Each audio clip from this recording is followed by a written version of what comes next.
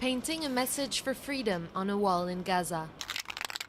25-year-old Naim grew up in the Palestinian enclave and discovered graffiti through social media.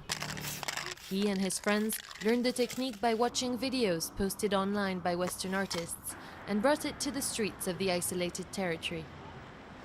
The Israelis oppress us and fight us, so I decided to use graffiti to talk about what's happening in our society. I learned to do graffiti because it's a form of freedom. It allows you to express yourself, talk about where you live, especially here in Gaza where everything is destroyed. We need to express our feelings. Graffiti isn't completely foreign here. All over the Gaza Strip, walls are covered in writing and drawings, from political portraits to messages of peace or stories about war.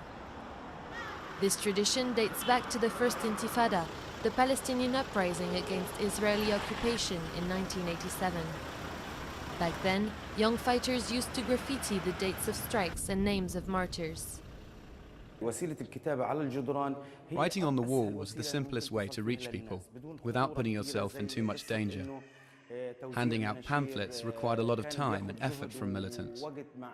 What was written on the walls stayed there and could be read by people who walked past.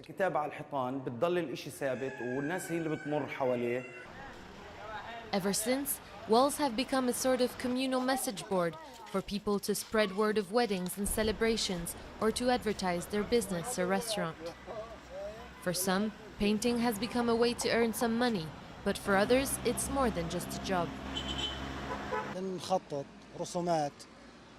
We often paint in places that welcome children to make their environment nicer. Especially now, because we're coming out of a war, we want them to always have something beautiful in front of their eyes. In Shejaiya, paintings bear the scars of the latest Israeli offensive. This was one of the worst-hit neighborhoods during the summer's 50-day war, in which more than 2,000 Palestinians were killed. In times of war and truce, Naim and Mossab will continue to use the walls as their own blank canvas, hoping the world will read their messages of both suffering and hope.